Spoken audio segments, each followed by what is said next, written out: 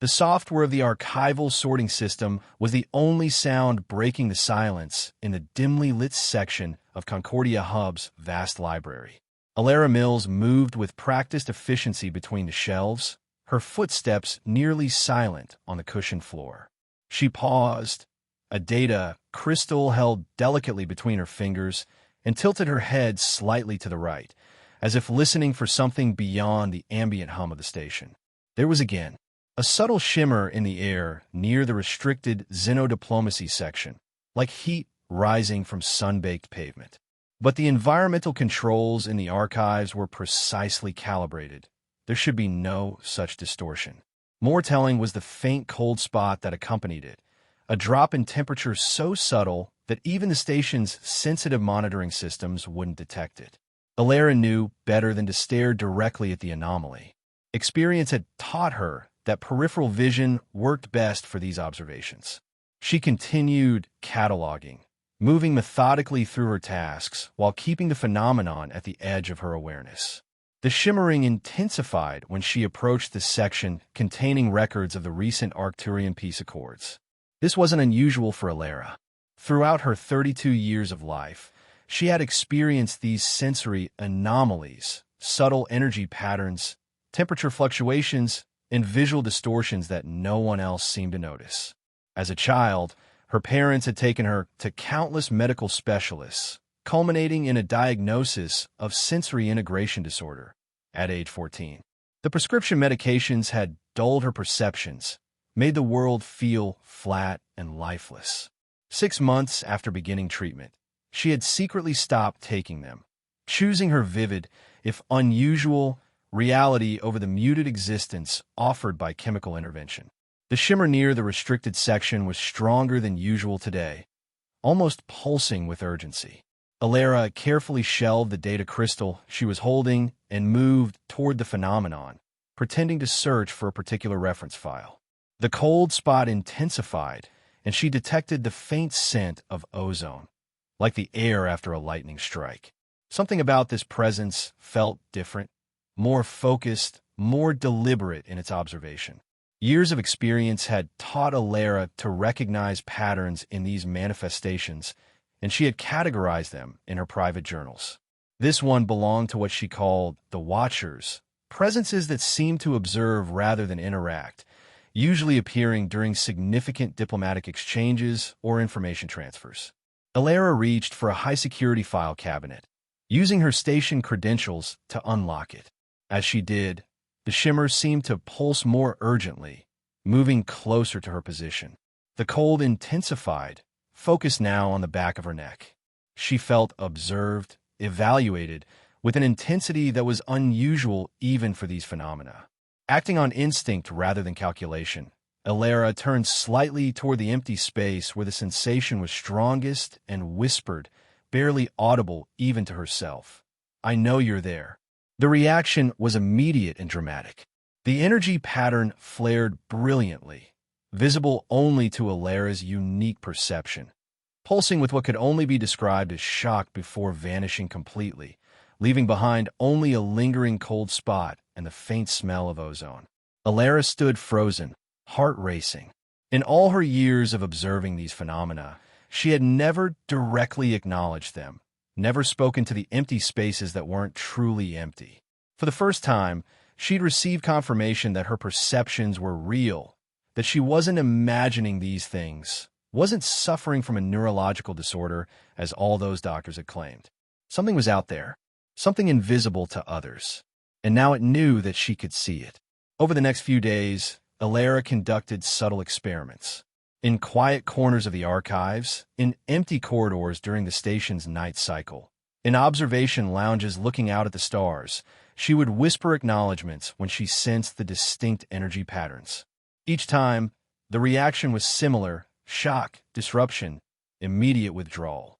Not once did the presences linger after being addressed. While sorting through xenobiology texts in a secluded corner of the archives, Alara sensed a familiar cold spot forming near the terminal she was using. Keeping her movements casual, she whispered, "Your energy signature has a distinct pattern. I've noticed you before." The response was immediate. The cold spot pulsed violently before disappearing. But this time, Alara noticed something new. The terminal screen briefly flickered, displaying fragments of data that weren't part of her search parameters before returning to normal. Interesting, she murmured to herself. You can affect technology. Talking to yourself again, Mills? The voice came from behind her, causing Alara to jump slightly. Jax Harding, Deputy Chief of Concordia's Security Division, stood in the doorway, arms crossed over his chest. His expression held its usual mix of suspicion and curiosity. Just working through a cataloging puzzle, Officer Harding, Alara replied smoothly, having long practice at explaining away her seemingly odd behaviors. Sometimes saying things aloud helps clarify my thinking. Jax moved into the room, his gaze sweeping the space with professional assessment.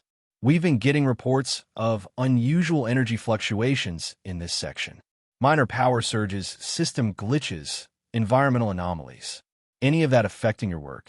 Alara kept her expression neutral. There have been some terminal glitches. I filed a maintenance request yesterday. Jax approached her workstation, examining the terminal. Seems like these issues follow you around, Mills. First your previous station in the xenoanthropology section, now here. Environmental instabilities aren't uncommon in structures this size, Alara said, reciting information from the station's own technical manuals, especially in sections with older infrastructure like the archives. Jax's eyes narrowed slightly. Maybe. Strange coincidence, though. He tapped a security badge. I'm increasing monitoring in this section. If you notice anything unusual, report it immediately. Of course, Alara said, forcing a smile. After Jax left, Alara sat motionless, heart racing. The security department's interest meant the phenomena, whatever they were, had tangible, measurable effects beyond her perception. This was both validating and terrifying. During the following week, subtle disruptions began occurring around Alara with increasing frequency. Files she had carefully organized would be found rearranged the next morning. Data searches would return corrupted results. Equipment would malfunction when she approached. The incidents were minor enough that they could be attributed to system glitches, but Alara recognized the pattern and the intent behind it. They were trying to discredit her, to make her appear incompetent or unstable. Perhaps they hoped she would request a transfer, or that her supervisors would reassign her. Either outcome would remove her from the archives and from whatever information or activities they were monitoring there. The feeling of being watched intensified. Even in her private quarters, Alara sensed the subtle energy patterns, though they remained at a distance, as if observing rather than intruding. Sleep became difficult. Her work performance began to suffer from genuine errors born of exhaustion and anxiety. During her off-duty hours, Alara researched obsessively, searching through ancient mythologies and obscure xenopsychological texts for references to invisible entities or perceptual anomalies. In the mythology section, she found tantalizingly vague references to shadow walkers in ancient Centaurian texts and phase beings in pre-space Earth legends. In xenopsychological journals, she discovered rare case studies of individuals claiming to perceive entities or energy patterns invisible to others, all diagnosed with various sensory processing disorders. One night, while searching through particularly obscure texts, Alara found a research paper authored by Dr. Lyra Navarrete, a xenoperception specialist currently stationed on Concordia. The paper detailed theoretical models for species that might exist outside standard perceptual ranges, including speculation about beings composed primarily of energy or existing partially in higher dimensions.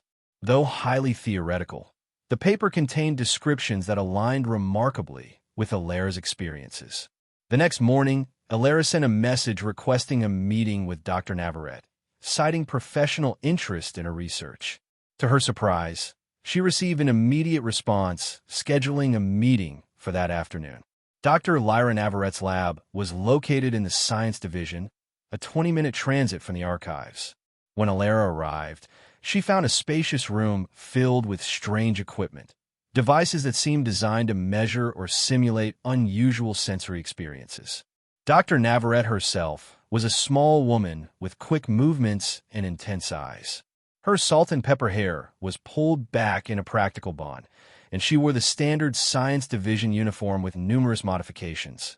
Extra pockets, tool attachments, and what appear to be custom sensory augmentation devices clipped to her collar.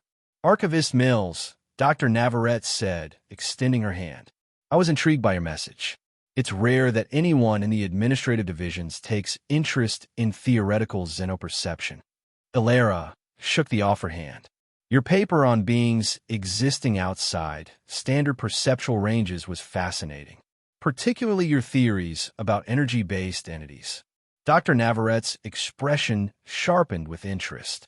"Most people find that work too speculative. What aspects caught your attention?" Carefully, Alara described some of the phenomena she had observed, framing them as hypothetical examples rather than personal experiences. "If such beings existed," she concluded, "how might they interact with our reality?" Dr. Navarrete studied her with unnerving intensity. "Interesting questions. In theory, such entities might be able to manipulate energy fields, affect electronic systems, create localized temperature variations." She paused. "This isn't purely theoretical for you, is it, Archivist Mills?" Alara hesitated, then admitted, "I've experienced some unusual sensory phenomena. Most medical professionals attribute it to sensory integration disorder." "But you disagree with that diagnosis," Dr. Navarrete stated rather than asked. "Let's just say I'm exploring alternative explanations." Dr. Navarrete nodded slowly. "I've developed some equipment that might interest you. Devices designed to detect subtle energy patterns, dimensional anomalies, and other phenomena outside standard perceptual ranges." She smiled slightly.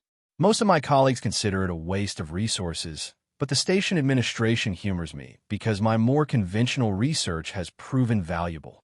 She removed a small device from her pocket, something like a compact scanner with unusual modifications.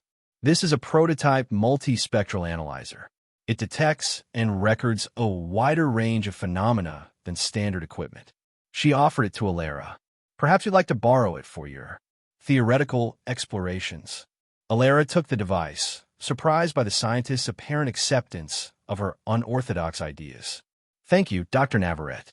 I'd be very interested in testing this." "Just promise to share your findings," Dr. Navarrete said. "And, Archivist Mills, be careful. Not all theoretical entities would necessarily be benevolent." A diplomatic crisis emerged the following week. Representatives from 3 species with historically tense relations were meeting to negotiate critical resource-sharing agreements for a newly discovered system. The talks had been progressing positively until communication systems began experiencing unexplained failures. Translation matrices glitched, producing offensive or inflammatory renderings of diplomatic statements. Environmental controls in the negotiation chambers fluctuated unpredictably, creating uncomfortable conditions for species with specific atmospheric needs. The technical teams could find no explanation for the failures. Every diagnostic showed the systems functioning normally, yet the malfunctions persisted. The negotiations stalled as tensions rose among the delegations. Alara, responsible for providing historical context documents for the negotiations, was present when another system failure occurred. As the delegates argued and technical staff scrambled to restore functionality, she sensed multiple energy presences surrounding the chamber, more than she had ever perceived in one location before. Their patterns seemed agitated, conflicted, as if divided in purpose. Using Dr. Navarrete's device discreetly, Alara confirmed what her senses told her. There were significant energy anomalies throughout the chamber, concentrating around the communication systems and environmental controls. These weren't random failures. They were deliberate sabotage. During a recess in the negotiations, Alara followed the strongest energy signature to a quiet service corridor adjacent to the diplomatic chambers. Once alone, she spoke directly to the apparent emptiness. "Your interference is causing harm," she said, voice low but clear. "The negotiations breaking down could lead to conflict. What do you want?" For several seconds, nothing happened. Then, a concentrated cold spot formed before her, accompanied by a visual distortion more defined than any she had previously observed. The device in her pocket registered a strong energy spike. A whisper seemed to form directly in her mind, faint and disjointed like a poorly tuned transmission. Observe. Maintain balance. Invisibility essential. Alara's heart raced. This was the first deliberate communication, the first confirmation that these were indeed sentient entities and not simply energy phenomena. Balance? She asked. How does disrupting peace talks maintain balance? Agreement favors expansion, disrupts existing patterns. Some factions benefit disproportionately. Alara processed this, understanding dawning. You're manipulating outcomes, not just observing, controlling. The energy pattern fluctuated. Subtle guidance only. Prevent dominance. Maintain diversity of development. Who are you? Alara asked. Watchers, ancient observers, guardians of balance. And no one knows you exist, Alara said. No one but me. The energy pattern pulsed with what Alara interpreted as concern. Your perception. Unprecedented. Dangerous. Dangerous to whom? To you. Others among us. Silencers. Believe discovery threatens all. A chill ran through Alara that had nothing to do with the cold spot before her. These silencers. They want to stop me from revealing your existence? Some advocate temporary neutralization. Others permanent solution. They want to kill me, Alara translated. Trying to protect you? Limited influence. Divided counsels. The conversation was interrupted by the sound of approaching footsteps. The energy pattern dispersed instantly, leaving Alara alone in the corridor just as Jax Harding rounded the corner. Mills, he said, suspicion evident in his tone. What are you doing in a restricted service corridor? Alara held up her communication device, looking for better signal strength. The main systems are still experiencing interference. Jax studied her for a moment, clearly unconvinced. I reviewed the security footage from the archives. Interesting habit you have, talking to empty rooms. Alara forced a casual shrug.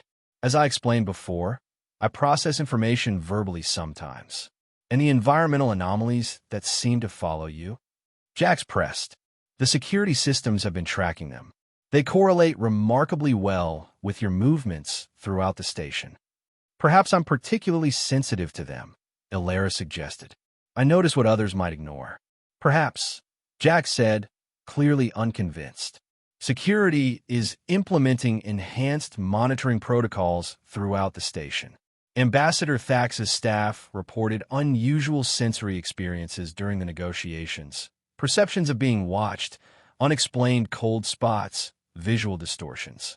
He watched her reaction carefully. Sound familiar? Before Alara could respond, both their communication devices chimed with an emergency alert. The negotiations had completely broken down. 2 delegations were demanding to leave the station immediately, citing security concerns and suspected sabotage. We'll continue this conversation later, Jax said, already turning to respond to the situation. Don't leave the station, Mills. The diplomatic failure created chaos throughout Concordia Hub. Security measures intensified, with scanning and monitoring systems operating at unprecedented levels. For 3 days, Alara continued her normal routines while sensing fewer of the energy presences, the increased scrutiny apparently causing the entities to withdraw or become more cautious. On the 4th day, Dr. Navarrete contacted her with urgent news. My lab detected massive energy anomalies during the diplomatic incident, the scientist explained when they met in a quiet corner of the botanical gardens. The patterns match exactly what my theoretical models predicted for transdimensional entities. And there's more. My instruments recorded similar anomalies near your position multiple times over the past week. She handed Alara a data pad showing complex energy pattern analyses. These readings confirm what you've been experiencing isn't a sensory disorder. There's something real happening, something beyond conventional perception. I spoke with one of them, Alara admitted. They call themselves the Watchers. They've been manipulating events, claiming to maintain some cosmic balance. Dr. Navarrete's eyes widened. Communication with a theoretical, transdimensional being? This is revolutionary, Ilera. We need to document this, gather more data. There's a problem, Ilera interrupted. Not all of them want to be discovered. There's another faction, the Silencers, who see me as a threat. They believe I should be neutralized to protect their secrecy. Dr. Navarrette's excitement dimmed. That complicates matters. If these entities can manipulate systems and energy fields, they could pose a significant danger. I think they already tried, Ilera said. The environmental system in my quarters malfunctioned last night. Oxygen levels dropped to near critical before emergency protocols engaged. Security classified it as a technical failure, but you believe it was an attempt to eliminate you, Dr. Navarrette finished.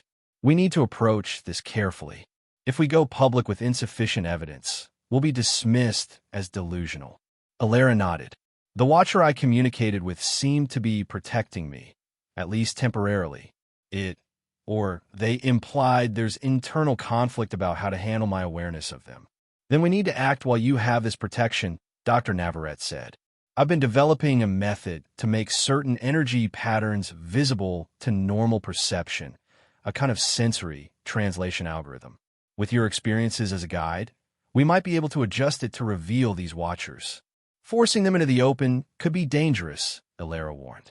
More dangerous than letting invisible entities manipulate critical events without accountability, Dr. Navarrette countered. Think about it, Ilera. How long have they been steering our development, altering outcomes, perhaps even hampering our scientific progress to maintain their advantage? Put that way, the situation seemed more ominous. What do you propose? The station will be conducting a full archive system update tomorrow. Standard procedure after a security incident.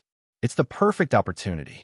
We can embed the sensory translation algorithm in the update, spreading it throughout the station's monitoring systems.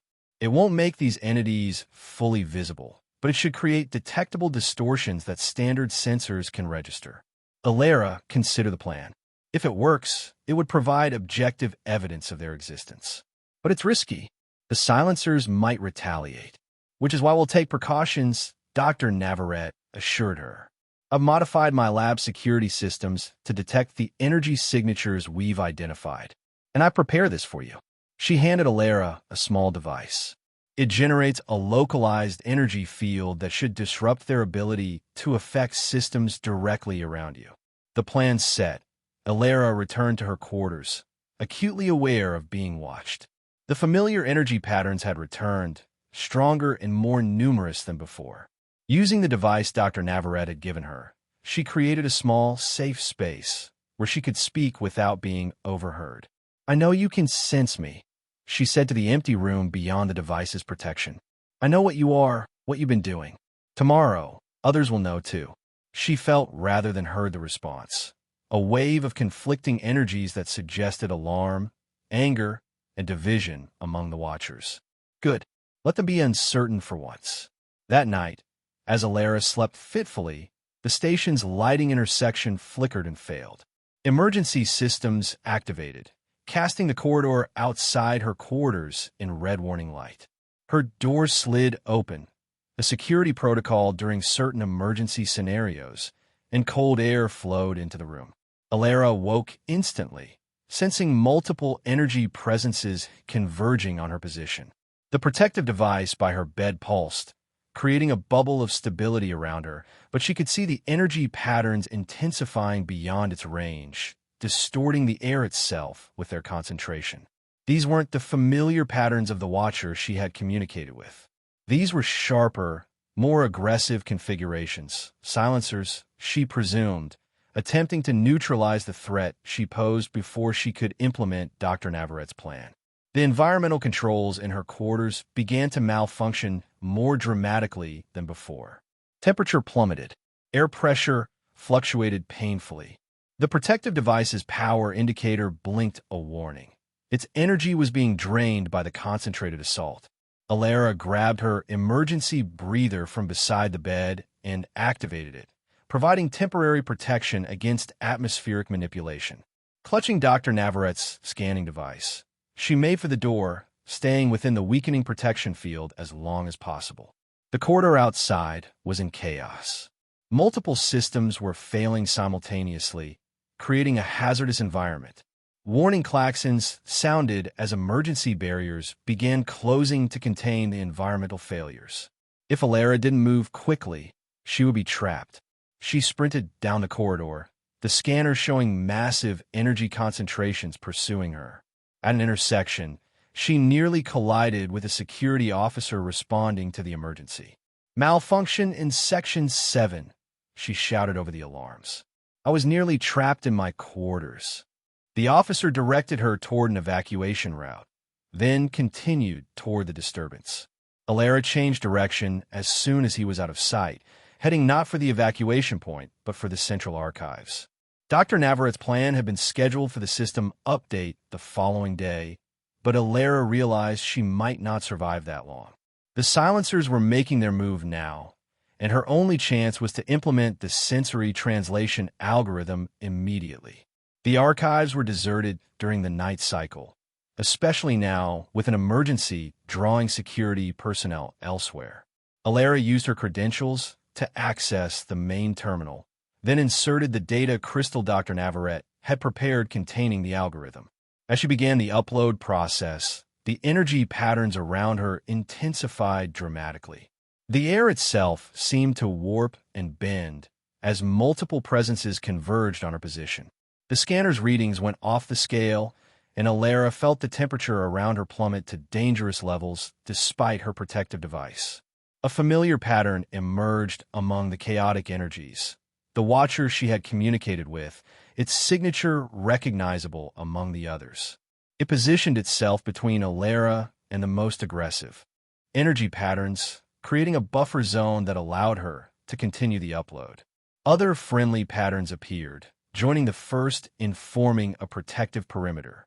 The opposed energy forms clashed in ways that manifested physically. Consoles sparked, lights flickered, gravity briefly fluctuated.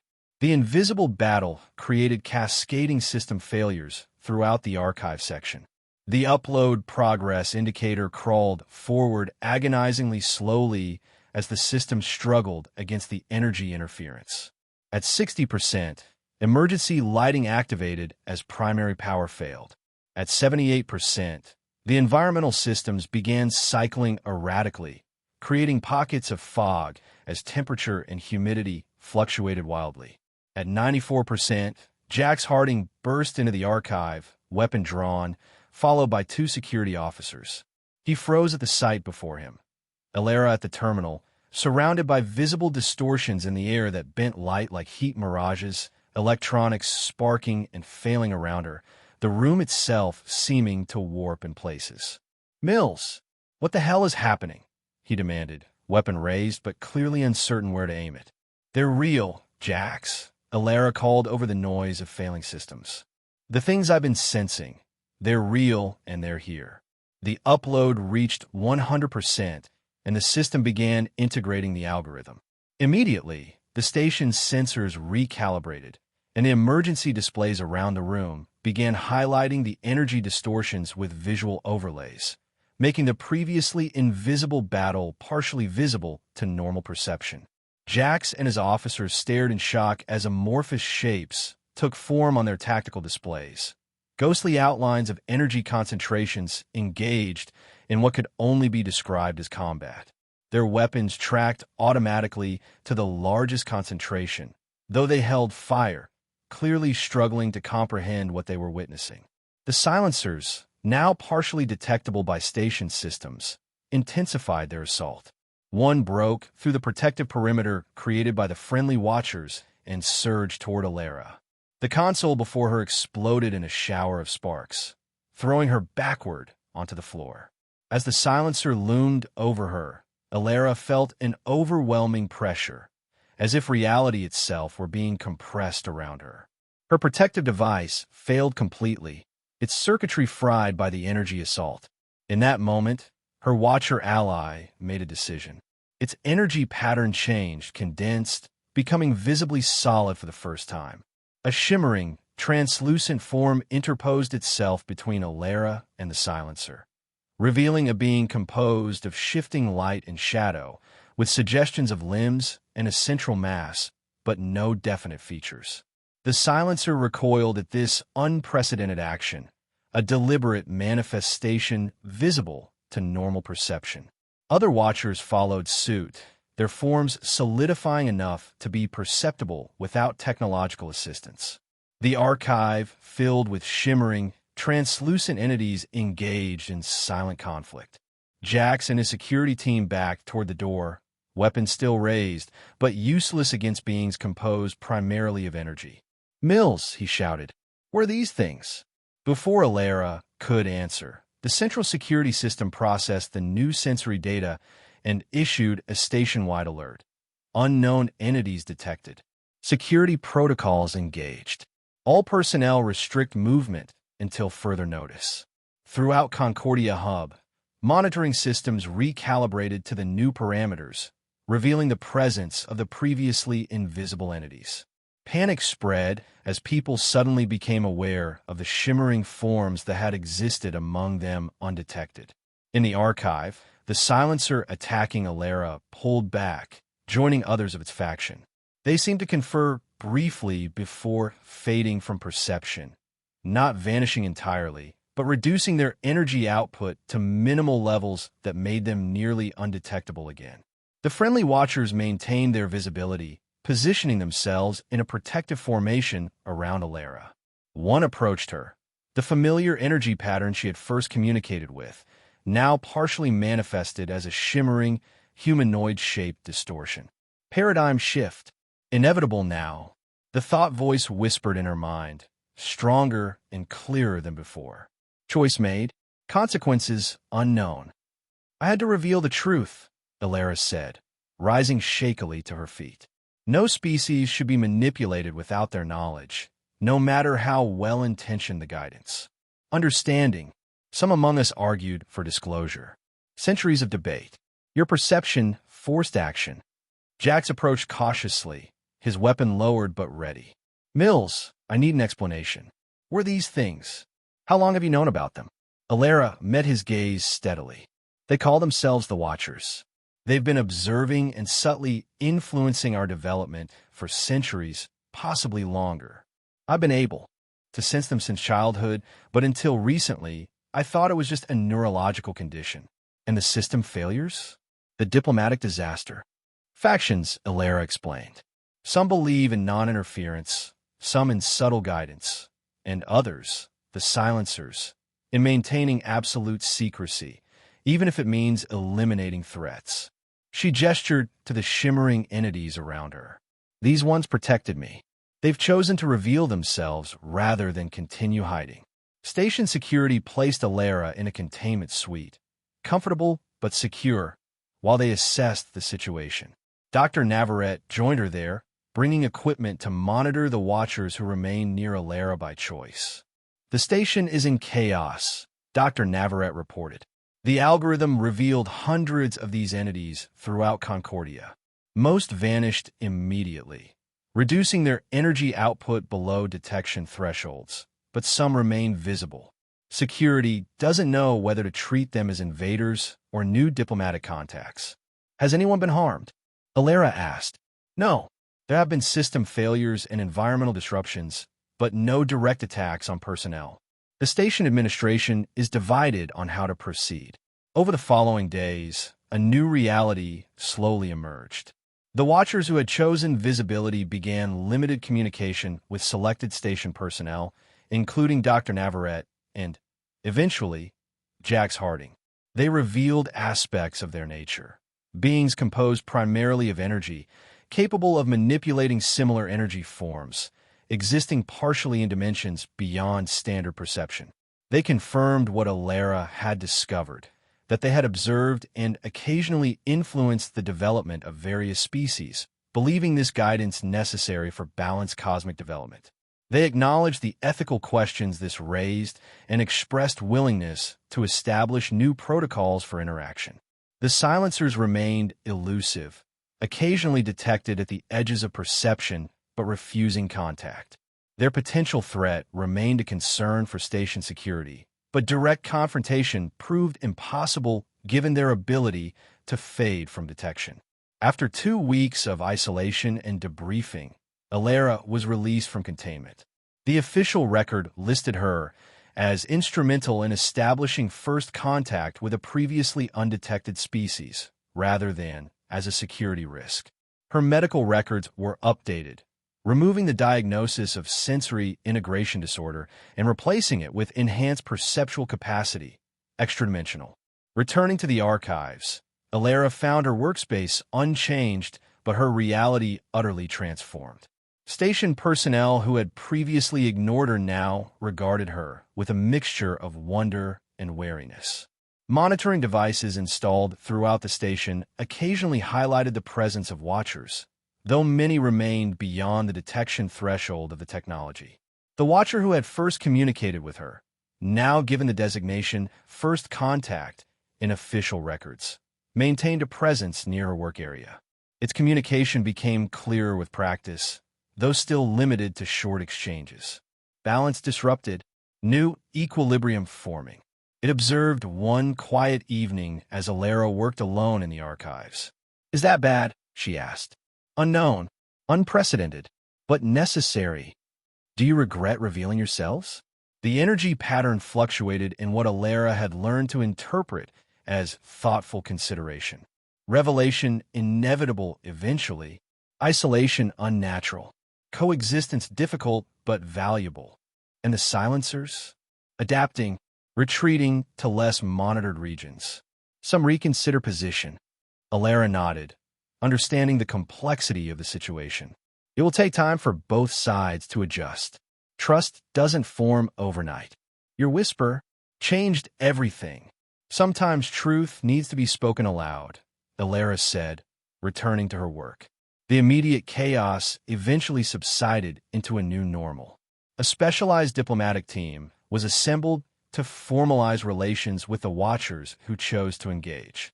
Research teams, led by Dr. Navarrete, studied their nature and capabilities with their cooperation. Security protocols adapted to account for their presence, with monitoring systems throughout the sector updated to detect unusual energy patterns. For Alara, life acquired a strange dual quality, continuing her work in the archives while occasionally serving as a consultant on watcher communication. Her unique perceptual abilities remained superior to the technological detection methods, making her valuable in situations requiring nuanced interaction. Reports from other stations and settlements began filtering in as the detection technology spread, confirming the watcher's presence throughout known space. Some locations reported cooperation similar to Concordia's experience, while others described only fleeting detections or complete withdrawal of the entities. 6 months after the revelation, Alara sat alone in the archives during the night cycle, completing a special project, a comprehensive record of her experiences and the events leading to first contact. As she worked, she sensed a familiar energy pattern approach. Recording history, important work. First contact observed. Someone needs to document what really happened, Alara replied. Future generations should understand how profoundly simple awareness can change reality. Question for you. Would you undo your whisper? If possible. Alara considered this seriously. The revelation had caused disruption, uncertainty, even danger. The long-term consequences remained unknown. Yet the alternative, allowing unknown entities to manipulate development from the shadows, seemed fundamentally wrong. "No," she said finally. "Truth may be difficult, but it's necessary for genuine progress, both for us and for you." The entity's energy pattern shifted in what Alara had come to recognize as agreement. Evolution through challenge. True for all beings. As they sat in companionable silence, human and energy being, archivist and watcher, Alara reflected on how a single whispered acknowledgement had transformed reality for countless beings across known space. The universe had always contained more than what most could perceive, but now that hidden layer was becoming part of shared reality. Complex, challenging, but ultimately richer for its inclusion. Beyond the archives, throughout Concordia Hub and spreading across human and alien settlements. A new awareness had awakened. The whisper continued to echo, changing everything it touched, revealing a universe more complex and wondrous than anyone had imagined. Except, perhaps, for one quiet archivist who had always seen more than others, and who had finally spoken that truth aloud.